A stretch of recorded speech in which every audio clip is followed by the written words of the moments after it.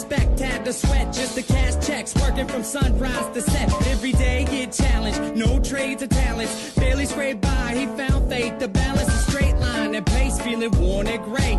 Poor with 4 seeds, one more on the way. It was hard days indeed, all work and no play. He made sure things on the surface were okay, but something disturbing within his mind was lurking. A slight twilight breeze would ease in through the curtains at night. It's like the sermon of a twisted apparition was urging him to listen to the drain in the distance. At first it wasn't intense, just one little instant. Sure, it didn't occur, he turned to resist it, as if it wasn't much more than just a figment of his imagination. But for days it was persistent, and it went, follow me, follow me, follow me, follow me. And it got louder, follow me, follow me, I have something to show you. With time, people noticed he was acting berserk.